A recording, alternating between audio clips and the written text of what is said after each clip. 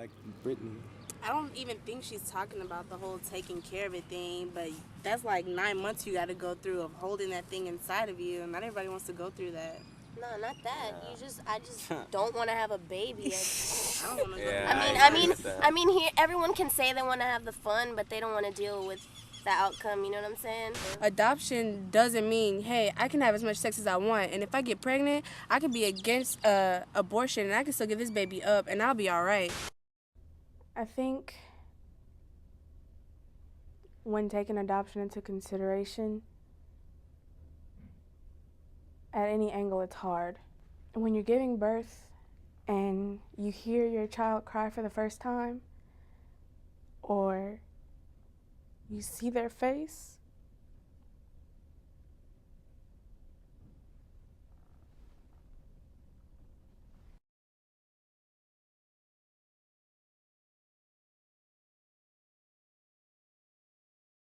even though you want to have this picture-perfect relationship, even though you want to take him shopping or buy him toys, you have to think of the reality and what's going to happen after you walk out of that hospital room and who's standing on the other side of those doors and how many people are going to have something to say to you and him and the quality of life that your child is going to have. Most people say that giving your child away is selfish, that you're only thinking about yourself. I think if I kept him, I would have been being selfish. Because when I heard him cry, I wanted to. I made the decision with adoption because I wanted my child to have a family. And if I would have kept my baby, then he would have had a broken home. He would have been somewhere where he was loved and he would have had the family that I had, but he wouldn't have had the one of his own. He wouldn't have had a father. He wouldn't have had any siblings. He would have just had me to depend on. And the problem with today is teenagers are starting families before they're ready, before they have the structure that they need to build on top of that. And people don't understand that it's going on. So how do y'all feel about that? Teenagers starting families before they're able to, before they have the resources. If it happens, it happens. If a couple gets pregnant, what other choice do they have than to raise their child? They're not going to be all like, oh, well, let's break up now and get rid of the baby. It's not like that. It's like, oh, well, now we got to get even closer and raise this baby together. You know? But you shouldn't be forced into a relationship because of a baby. You can still have the baby and take care of the baby without being together. To say that you have to be in the relationship with a person to be a parent is not true, because what happens later on what happens if you had a baby when you were 30 and then 10 years down the road y'all don't want to be together anymore and y'all split up? That's the same thing. That's another thing. This is still but it's still a broken home. It kind of affects me in a way because I just grew up with my mom and my brother, and I knew my dad, but then I didn't know him, and it's tough because I remember the first Father's Day there was, and I was like, what is this? And then I kind of felt bad because everybody else was making their dad something, and then what was I supposed to do? Stuff like broken homes or teen pregnancy and all that stuff, it's rooted within generations and generations. A lot of the people who are single parents or who have babies young, their parents were the exact same way. You know, if you at Taylor, if you're staff aide and you're watching people's parents come in and pick them up for school, their parents look like their older brother or sister, and you'd never guess. And it's not just our generation, it's something as a whole that our society has to deal with, not just our age group. When teens become pregnant, they face a lot of challenges, and it's really not an easy job. And so we are trying to help them to make good decisions about their education, about their future, and plan a pregnancy whenever they feel they've got all what it takes to raise a child. Nobody wants to get married anyway, when y'all are having sex, they probably didn't even like You're you not that much thinking about then, you know? You're just somebody that, you know, You're just doing it. with. Yeah.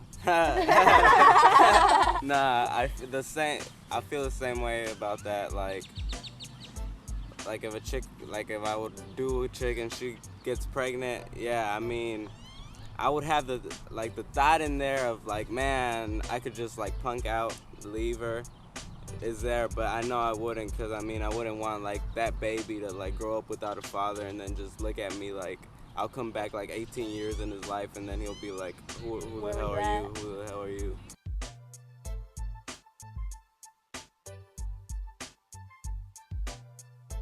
If you get caught up, like I got caught up, you're gonna pay, and you're gonna pay dearly. And I've been paying child support since I was about 17 and a half, 18 years old. And when it's all said and done, I'll probably be 46 when I finish. Some teen guys will say, well, you know, if I'm a teenager, you can't make me pay child support, right? Or maybe I'll go into the military, you can't make me pay child support then, right? You say wrong. You know, people will say, well, the only things that are certain in life are death and taxes. Well, I want to add to that and say that the only things that are certain in life are death, taxes, and paying child support when you owe it. What do you mean if the girl bailed out? The girls can do the same Girls thing bail guys out can too. do. They You can mean once leave. she has the baby, Yeah. be Yeah. like, you keep it? Yeah, like, Oh. you know, it's on you. Or I've never heard of a if case you don't like if that. you don't take the kid, then I'm leaving. We've seen a recent change in demographics for parents. It used to be that mothers were awarded custody of almost all children, and fathers were ordered to pay support. But we've seen a change here in Harris County, particularly in the family district courts, where more and more fathers, even young fathers, are getting custody of their children, and mothers are paying them support instead. I have a friend from at least every race who's had a baby. He's Yeah. taking care of it right now. Yeah. Me too. I mean, It sucks. I lost a lot of friends that way. I mean, I'm still friends with them, but They can't party they with can't you come anymore. out with me. We can't go have fun. We can't do the things we used to They gotta do. take care of that baby. Exactly. I mean, I miss a lot of my friends because of that. yeah. You should not be at every party that I'm at if you have a baby. That's not what's up. Who's at home with the baby? All your friends are out worried about having fun, going to parties and everything, not baby showers and spending time with a pregnant person, you know, really, because what really can a pregnant person do? Nothing really, just sit home pretty much, you know, yeah, go out walking around or something, but you really can't go out to parties, cannot go out to like theme parks or anything like that because you're real limited to things you could do.